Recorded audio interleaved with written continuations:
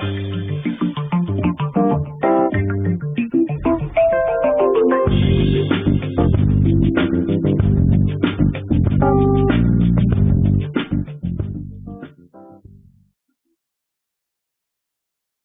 and welcome everybody. This is International Master Sam Shankland, and today I'd like to continue my series on the Queen's Gambit.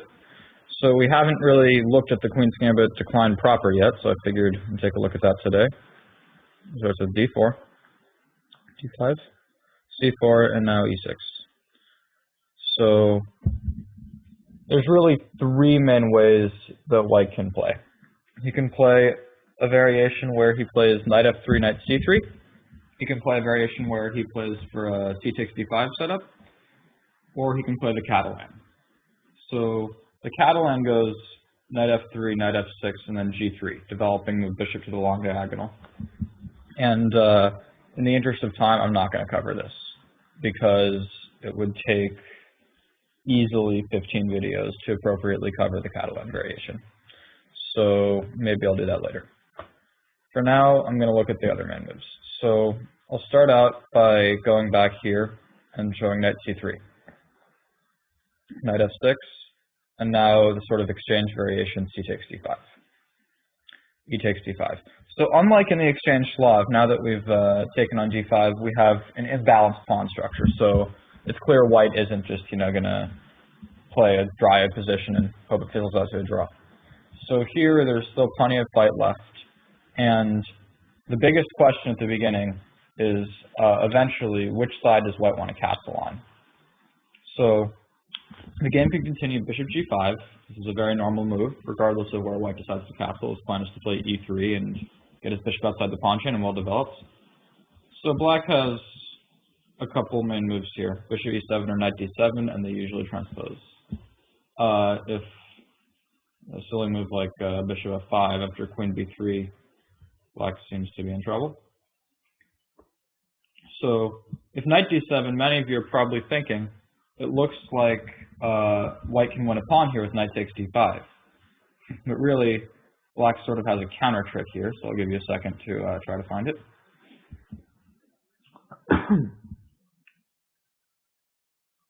Alright, so it's knight takes d5. And the idea is now after bishop d8, well, black doesn't take back king d8, then he'd be lost, but he plays bishop d4 check. And the only way for white to save his king is to play queen d2 after take, king d8. Black is up a piece and has a winning position. So going back, this would not be best for white, but after a move like e3, which actually does threaten knight takes d5, bishop e7, we're probably going to transpose to the previous variation. So one thing to note here is that black's light squared bishop seems a bit passive on c8, and that's sort of why white plays this way, is to try to make use of that.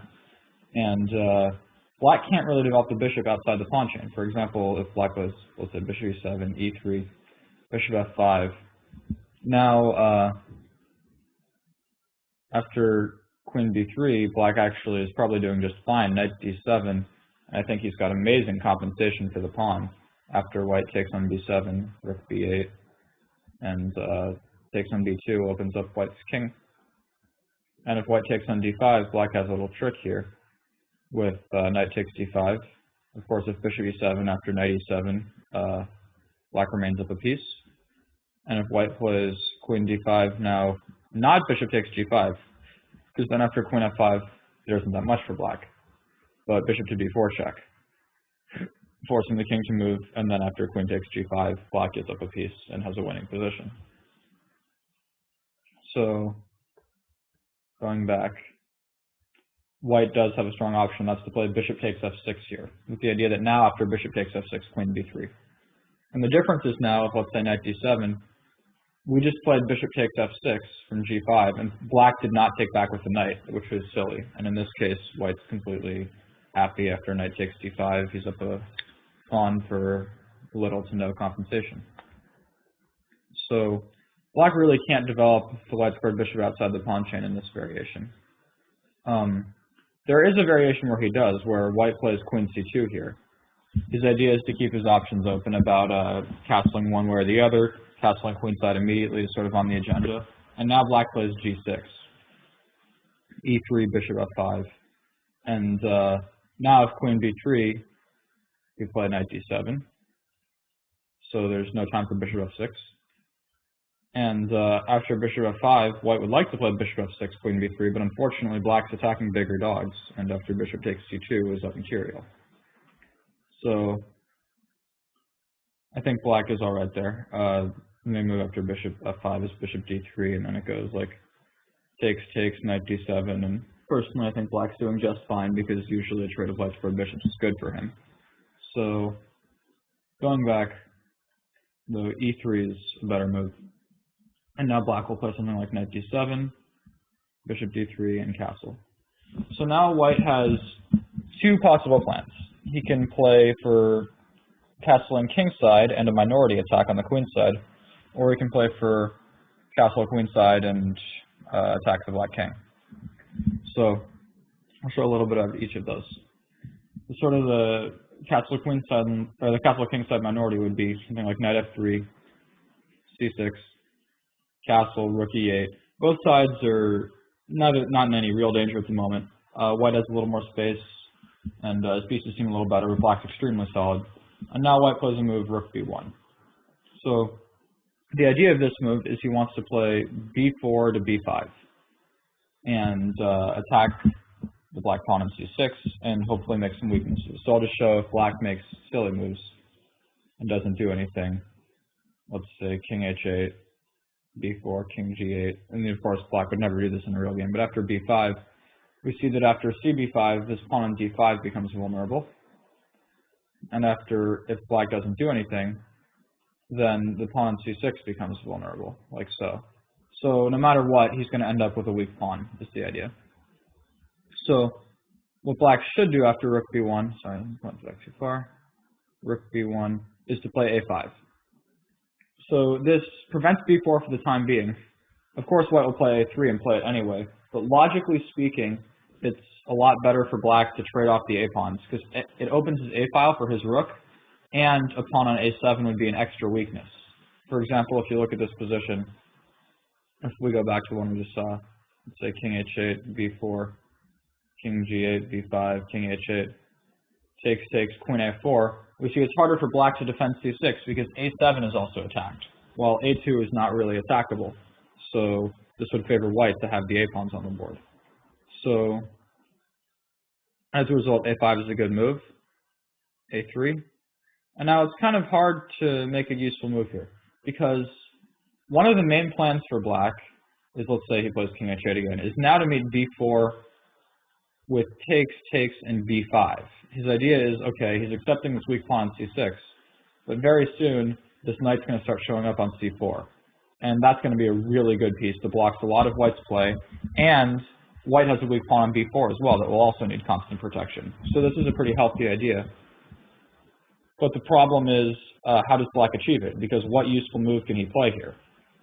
So, like, he wants to get his bishop out, but to do that he has to move his knight. If he moves his knight, let's say knight f8, then after b4, he's a lot slower getting back to c4. b5 now, after something like knight e5, it looks like black is way too slow to install his knight on c4. So it's not really easy to find a productive move. So I think g6 is pretty common. His idea is actually to play knight f8 to e6, hitting the bishop, and then knight back to g7, and then look at this f5 square for his knight or his bishop. It's kind of a strange little maneuver. But his point is, okay, if b4 now, after takes, b5, black seems happy enough. And like knight e5 isn't really something to worry about. For example, knight takes e5 and knight g4 seems to win some material. Because if bishop e7, queen e7, this e5 pawn is hanging, and of course f4, knight e3. So that probably would not work out for white. But, you know, next couple moves, black's going to get the knight to c4. So white doesn't really want to play b4 just yet. Maybe he'll play queen c2, which is always a nice square. And we sort of play a waiting game, and it's a very interesting position. And I'll leave it at that for now, and go back to the options where white castles queenside. So after something like e3, knight d7, bishop d3, castle, white can definitely try a castle queenside approach. For example, queen c2, c6. If white's going to castle queenside, you could play it with knight f3, but I think it makes more sense to play it with knight e2, because in a lot of cases you're going to want to play moves like f3, g4, h4 to attack, and it's going to be a lot easier to get f3 and g4 and if the knight's on e2. So something like knight e2. And now it's tough because black is going to obviously counterattack on the queen side while white is playing on the king side. But the question is how. If he plays c5 here, white might consider just switching back to a king side plan, because now black is going to have made a weak pawn on c5, for example, or on d5. So takes. Now white seems to have quite a healthy version of an isolated queen pawn position, where the queen pawn on d5 looks like it's very quickly going to get hit by rook g1, knight f4. So black can't really play c5 yet. Likewise, if he plays d5, after castles again, suddenly we have a similar position to the castle's kingside line, except black has played this ridiculous move b5, and the knight won't get to c4 because white always has b3, and in the meantime the c file is always weak. So black sort of has to be patient here and play moves like rook e8. So I think rook e8's a good move. He has ideas of playing knight e4 in some cases to try to trade some pieces off. But now after castles, let's say a move like b5. And now f3, a5. I'm just going to make some moves to show what the position could end up like. Bishop b7, knight g3, like b4, c5.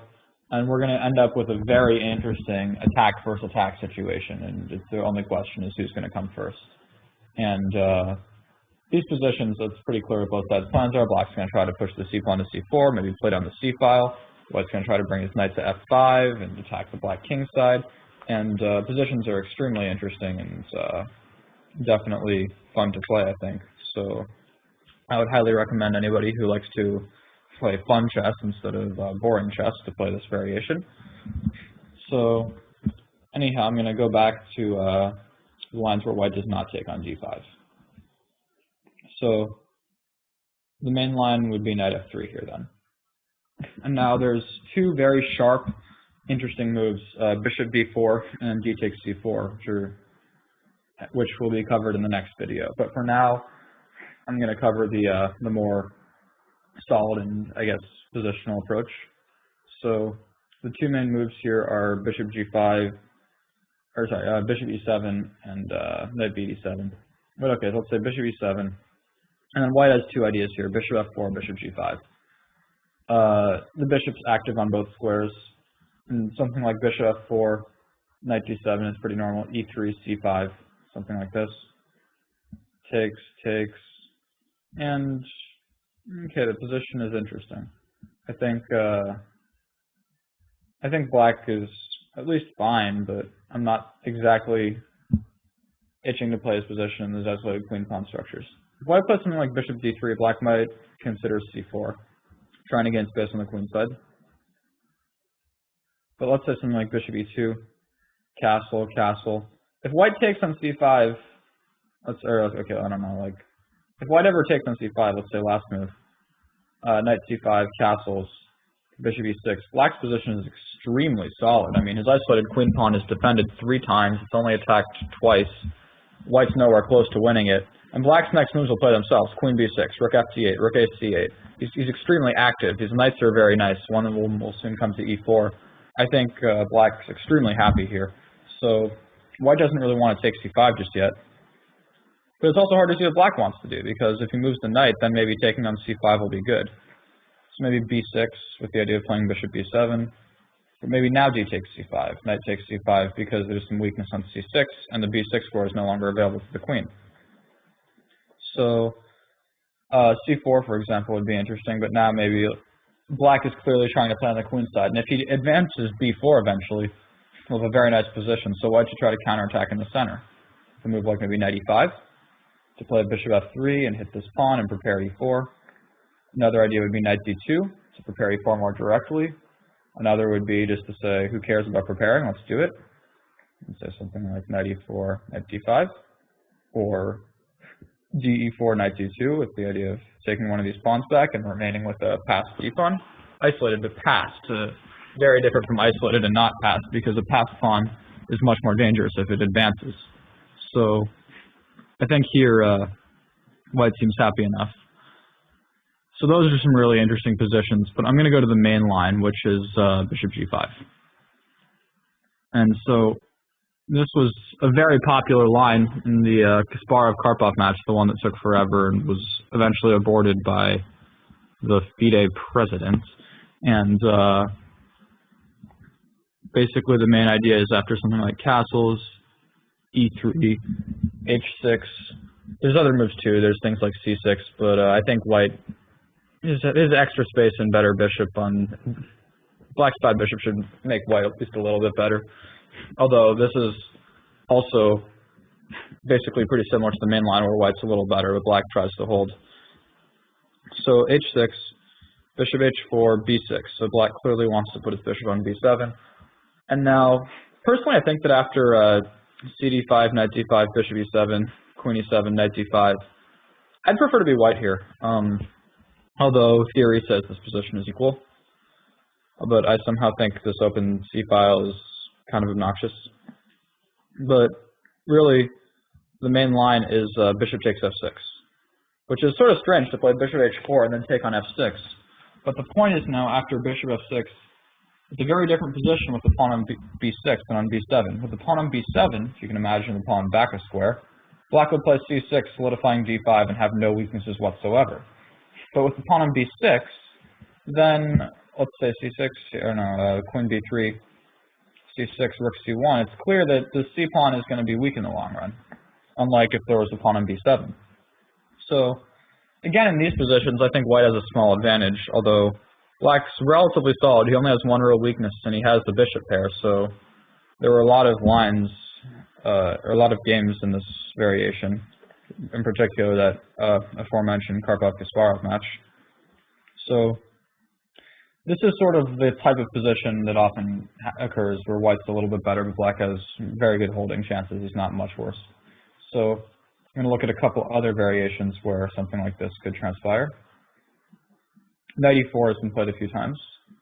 After bishop e7, queen e7, often you'll get like some position like takes, takes, takes, takes. And white has a pretty nice central presence here. He's got more space in the center and play bishop e2, moves like queen b3, castle. Let's say black plays some normal looking moves. Knight d7, queen b3, knight f6, castle, c6, c4. And white has a little more space in the center. He's got some pressure on the black queen side. Black's very solid though. So again, I think white's a little bit better here, but it's not like a huge advantage. And black will rarely win, but his amount of draws will be very high. These positions are a little less interesting than the previous ones where more stuff was going on and the position was more unbalanced. Although I think, of course, anyone should prefer to be white here. So there's other variations too here. Of course, white can play rook c1, for example. There's plenty of moves. One quite common variation is c6, with the idea of keeping everything protected and solid. And now, white would like to play bishop d3, but he doesn't. But black's plan is probably to take on c4, so he doesn't want to waste the tempo. So often rook c1, knight d7, bishop d3, because okay, basically resigning to it at this point. Takes, takes, and now black has two options: knight d5, afterwards something like bishop e7, queen e7, castles, knight c3, rook c3, e5. This is a pretty normal position. But I think after a very surprising set of moves, white gets an advantage. Here it looks like black should be totally fine with a queenside majority and a really nice centralized queen. As it turns out, actually, after f4, he starts to experience some concrete issues. Because the only point of this move is to just keep the f8 bishop, the c8 bishop inside the pawn chain by playing f5 and keep him out of play. So, and I think this is actually a very poisonous position, not so easy for black to play. So, for example, queen f6, white still plays f5. And it's hard for, while white's pawn structure is less than stellar, it's hard for black to develop his bishop, and white's very active, and I think white can be confident at least some advantage here. He also has control of the only open file for the moment. This is important to keep in mind as well. So, that's sort of one variation. Now, another variation is trying to do basically the same thing after h6, and saying, okay, we get the same position, but I have a look square for my king, and I'm keeping stuff out of g5 and whatnot. This should probably be some improvement. But here white has the option of bishop g3 and refusing a trade of dark squared bishops. And again, with more space and black's passive bishop on c8, I think white has some advantage. So that will conclude this segment of the series, and I will hope to see you next time for the next one.